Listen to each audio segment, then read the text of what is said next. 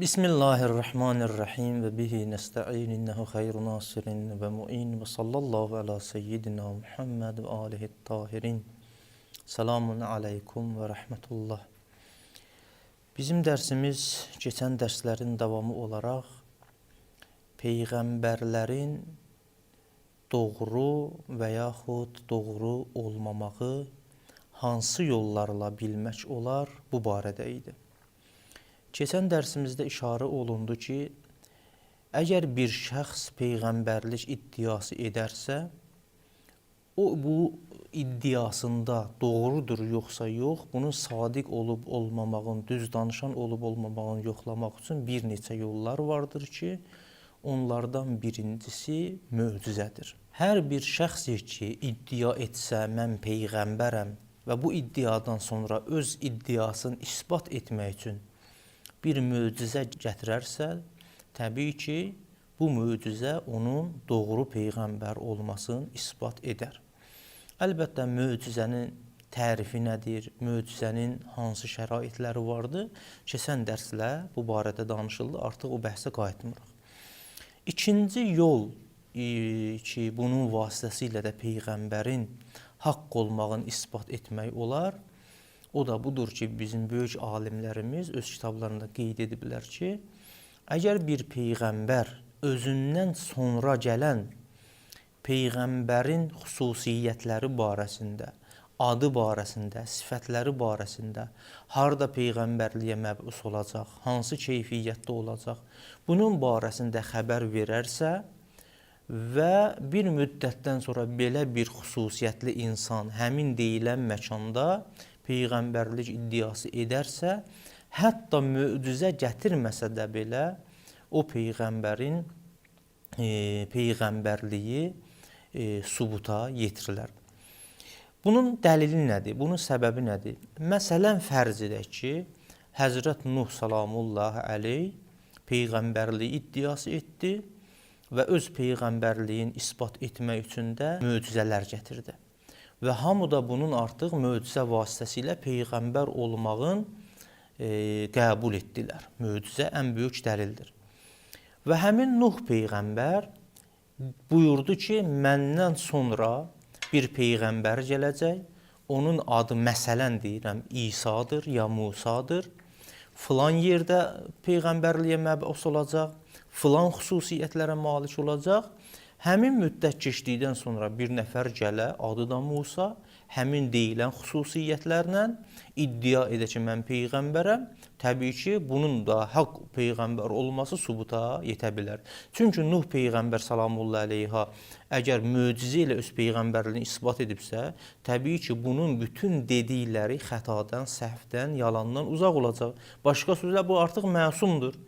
Gələn dərslərdə söhbətlərimiz olacaq ki, dərslərimizdə qeyd edəcəyik ki, peyğəmbərlərin ən birinci xüsusiyyəti onların məsum olmaq. Yəni, öz peyğəmbərliklərini isbat etdikdən sonra bunun məsum olmağı əsas şərtlərdən biridir.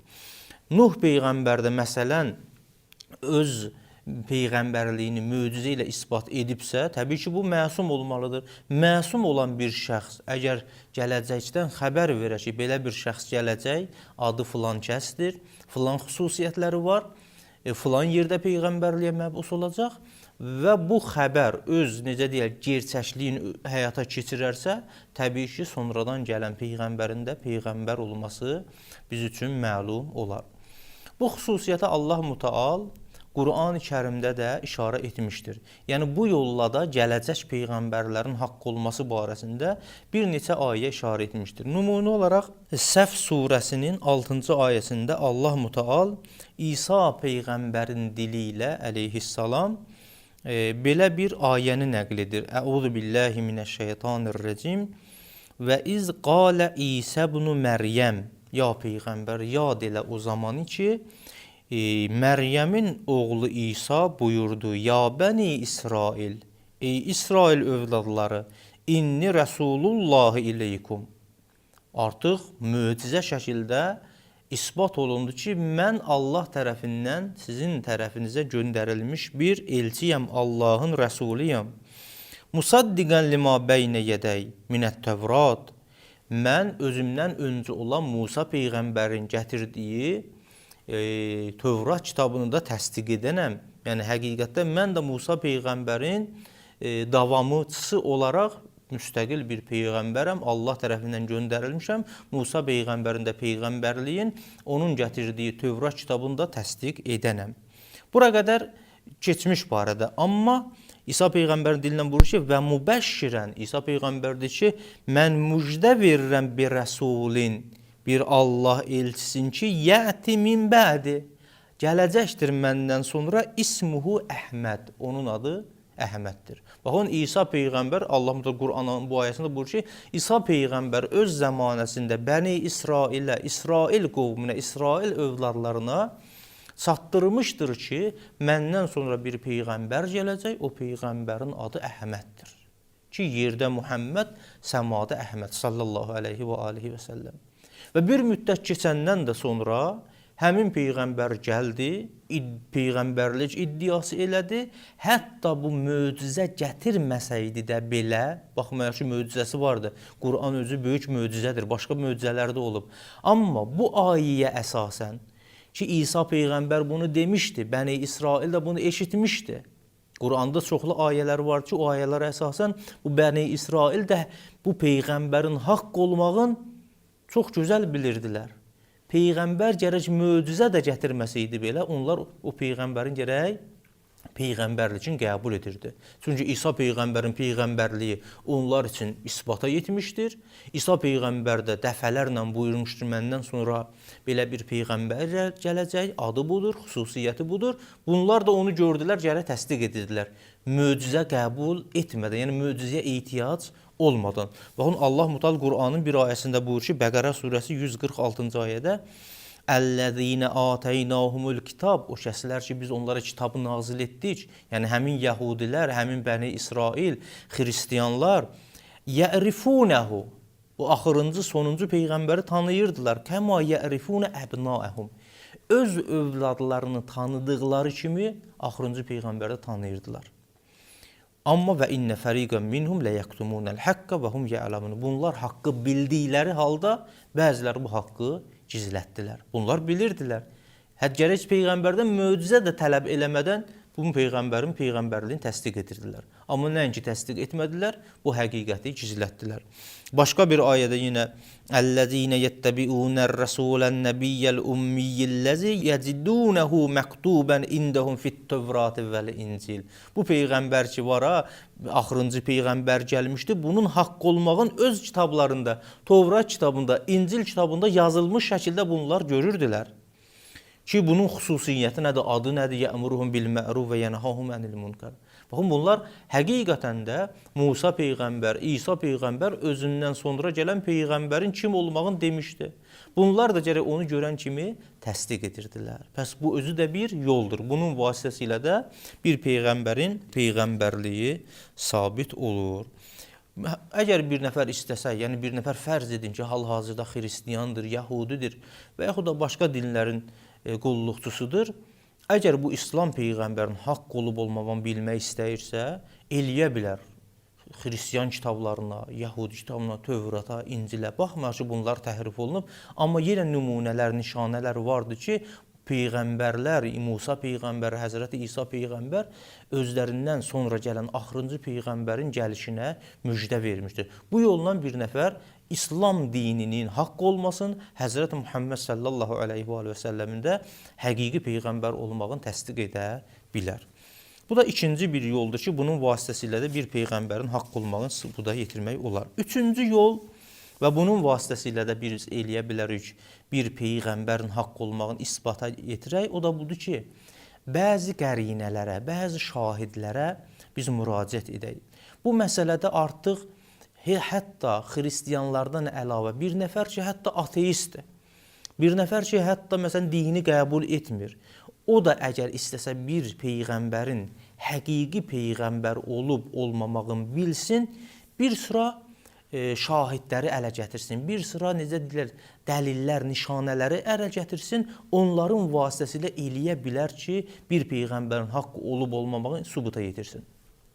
Bax, Quran-ı Kərimdə bu məsələlər də vardır və tarixdə əgər biz peyğəmbərlərin tarixinə müraciət edək, biz onların hansı, necə deyərlər, əxlaqa sahib olmağın və öz hədəflərinə çatmaq üçün hansı yollarda istifadə etməyin və bunlara tabi olanların xüsusiyyətləri mütaliə etməklə və bu kimi qərinələrlə, bu kimi nişanələrlə biz eləyə bilərik ki, bir peyğəmbərin həqiqi peyğəmbər olub-olmamağın, necə deyərlər, ələ gətirək. Baxın, bir peyğəmbər, elə biz fərz edək axırıncı peyğəmbər, Həzrəti Muhammed sallallahu aleyhi və aleyhi və səlləm. Peyğəmbərli iddiası elədi. Heç fərz edək ki, möcüzəsi də yoxdur. Hətta fərz edək ki, məsələn, İsa Peyğəmbər İncil kitabında, Musa Peyğəmbər Tövrat kitabında buna bəşarət verməyib. Biz elə bu şəxsiyyətin əxlaqın, bu şəxsiyyətin, necə deyək, ata-anasının, bu şəxsiyyətin gətirdiyi məarif, mətalibləri mütaliə etməklə bunun haqq olub-olmamağını sübuta yetirək. Əlbəttə, bunlar tək-təklikdə eləyə bilməz insana yəqin gətirsin. Amma bu şahidlər çoxalarsa, bu nişanələr çoxalarsa, bunları cəm etdikdə insana 100% xatircəmlik gəlir ki, bu həqiqətən də Peyğəmbərdir. Məsələn, həmin Peyğəmbərin biz əxlaqı mütaliə edək. Bu necə insan olub? Quranda buna şəhadət verir. Bu Quranı qoyaq kənara, deyək ki, Quran Allah mütalidə öz gətirdiyi kitabdır. Biz Quranı qoyaq kənara. Hətta o insanlar ki, müşrik idilər, kafir idilər, Peyğəmbərə iman gətirməmişdilər. Baxın, bizim Peyğəmbərin barəsində nələr deyirlər. Peyğəmbərimiz Peyğəmbərliyə çatmamışdan qabaq kafirlər və müşriklər arasında belə, bütpərəstlər arasında belə əmin və əmanətçi bir şəxs kimi tanınmışdır. Onun əxlaqı, şücaətli olması məşhurdur, səxavətli olması məşhurdur, ibadət əhli olması məşhurdur, insanlarla rəftarı, uşaqlarla rəftarı, qonşularla rəftarı, yəni əxlaqın mücəssəməsi. İnsan belə bir insana baxanda, bu şəxsin əxlaqın xüsusiyyəti mütaliə edəndə istər-istəməz insana xatircəmlik gətirir ki, bu insan yalancı peyğəmbər ola bilməz. Bu, əgər bir söz deyirsə, düz deyir. Bu, yalan danışmaz. Niyə? Bunun əxlaqı icazə vermir. Bunun insani keyfiyyətləri buna icazə verməz ki, bu iddiasında yalancı olsun. Bu bir məsələ. İkinci məsələ, baxın, belə bir şeyə dəvət elədi ki, bir məktəbə dəvət edir. Bunun dəvət etdiyi məktəbə biz baxaq. O bizdən nələri istəyir? İnsanlardan nə etməyini istəyir? Baxadında görürük ki, bu insanın dəvətində insanları ədalətə dəvət edir. İnnəllaha yəmuru bil ədl. Allah Teala ədalətə əmr edir. Bunun sözü budur. İnsanları ədalətə, insanları yaxşılığa, insanları mehribançılığa dəvət edir. Bəs özü bu cürə dəvət etdiyi məktəbdə ancaq insanları pisliklərdən çəkindirir, yaxşılıqlara dəvət edir. Bu da məktəbin, necə deyərlər, mühtəvası və gətirdiyi məarif və mətalib. Başqa bir tərəfdən də görək, bu öz hədəfinə çatmaq üçün hansı vəsilələrdən istifadə edilir? Görək ki, dünya rəhbərləri onlar ki, haqq deyirlər, zalimdirlər, öz hədəflərinə çatmaq üçün müxtəlif vəsilələrdən istifadə edirlər. Baxmırlar ki, bu zülmdür, zülm deyil, bu haqdır, haqq deyil. Bunların məqsədi bu ki, öz hədəflərinə çatsın.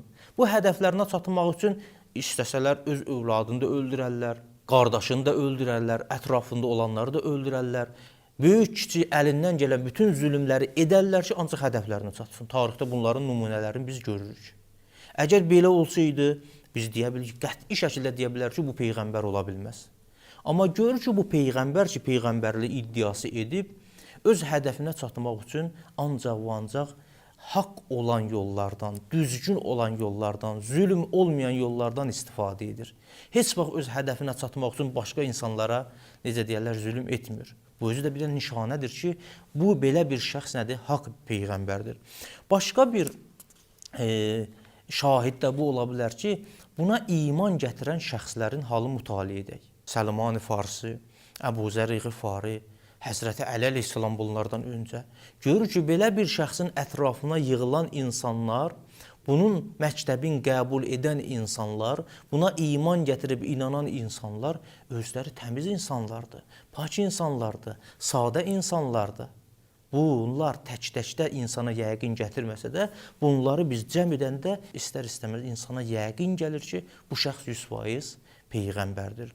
Və biz tarixə baxanda görürük ki, bu yollardan da istifadə edən şəxslər o. Məsələn, Həzrət Muhammed sallallahu əleyhi və səlləm əziz peyğəmbərimiz Rumun qeysərinə məktub göndərəndə həmin Rumun qeysəri bunu rədd eləməmişdən qabaq, müsbət və yaxud da mənfi cavab verməmişdən qabaq özü araşdırır. Bu kimdir? Əsli nəsəbi nədir?